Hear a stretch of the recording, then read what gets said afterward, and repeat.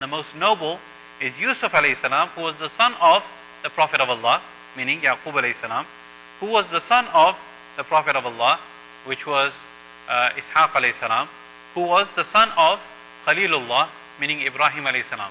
4 generations of prophets, subhanallah. 4 generations continuously of prophets.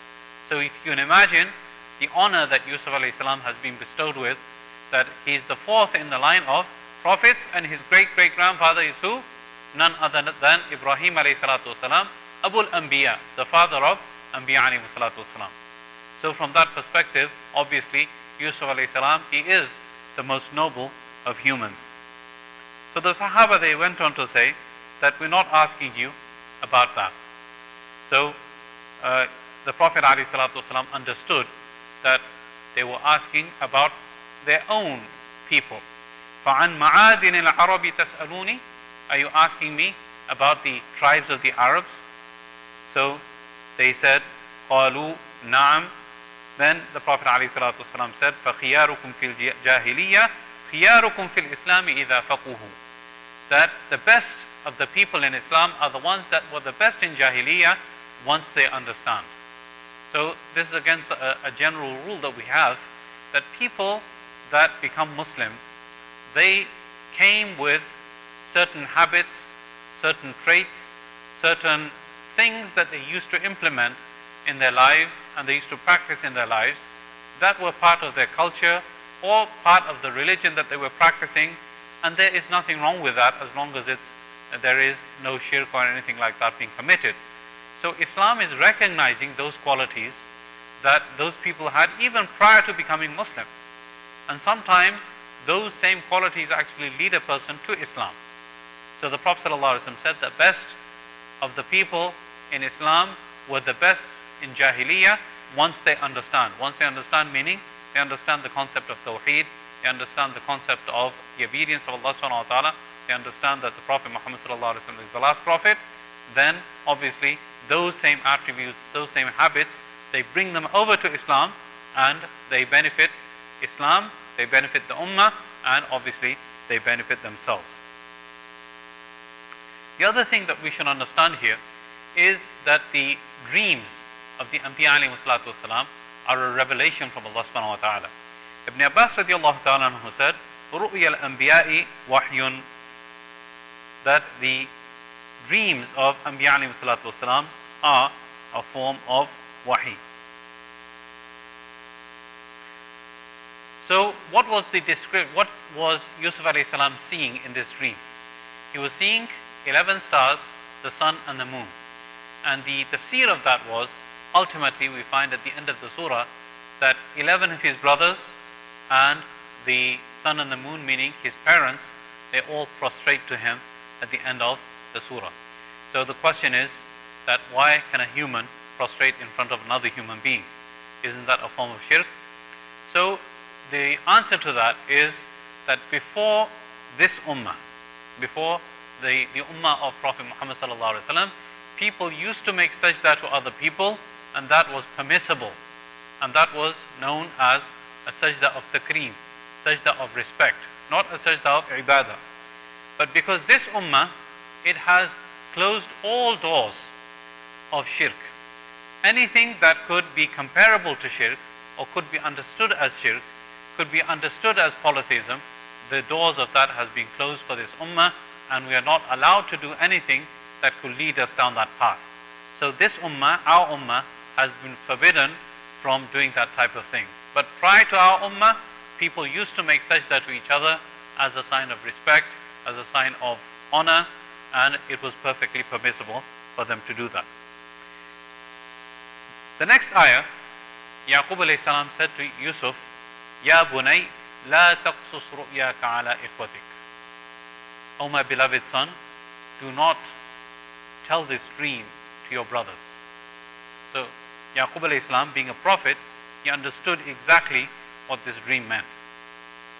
And obviously the brothers of Yusuf alayhi salam, even though they may not have been prophets, but they are the sons of prophets, and it's quite possible that they also can understand what this dream means.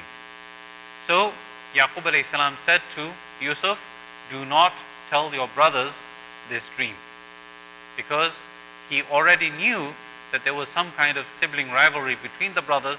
They were jealous of Yusuf alayhi salam, and therefore there was a possibility that they could have harmed him and done him wrong because of this dream that Yusuf alayhi salam had seen. So he said, do not tell anybody this dream, especially your brothers. Do not tell them this dream. And I'm going to talk about hadith which talk about how we should regard dreams. I'll talk about that in a minute. But the question is that Yusuf alayhi salam's brothers, were they that mean? Were they that bad that, you know, that they have been kind of regarded as the evil brothers of Yusuf alayhi salam? So the Mufassirin say that they were not bad in the sense that they wanted to actually harm Yusuf alayhi salam or do him a great deal of harm. Why? Because the discussions that will be mentioned next week, they started off with the mention of killing, okay? And then they said, okay, we won't kill him, let's just put him in the middle of the desert, okay? And then it went from putting him in the middle of the desert, which was also a sure form of destruction, to putting him in a well from which he could be ultimately rescued, because tribes are passing by and they would be going to this well to get water out for their animals and for themselves. So for sure somebody is going to pick him up and take him away. So the discussion went from one extreme to at least, okay, put him in a well where he can be saved and he can be taken up.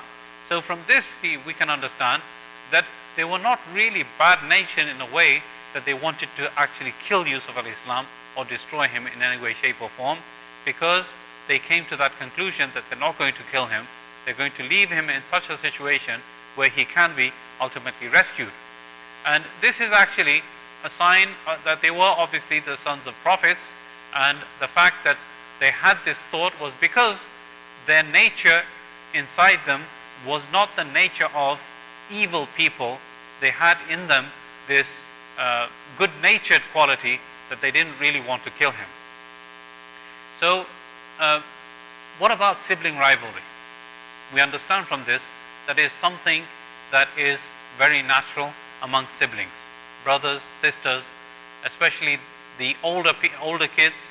When a new addition comes to the family, a new baby, the elders become jealous, or if the father is giving priority to one over the other, then the others become jealous.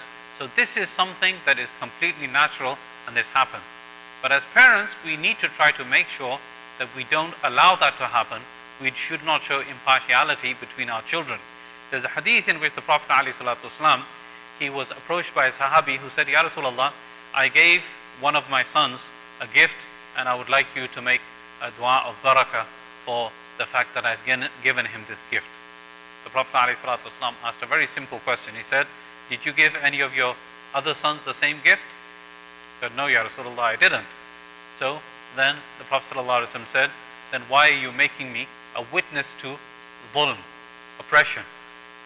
So this shows that when you are giving favor, displaying favoritism to one sister or one brother over the others, then this is a form of dhulm against the others. Okay, so favoritism, we have to, obviously there's always an inclination towards loving the youngest one of the family because it's a new addition, the baby of the family, but it should be done in such a discreet way that the others don't feel that they are being rejected or being ignored. This is a very important principle that we need to keep in mind. Going back to the issue of the dreams, there are three types of dreams that humans have, and many people email me and ask me questions about dreams. I'm not an expert on dreams, but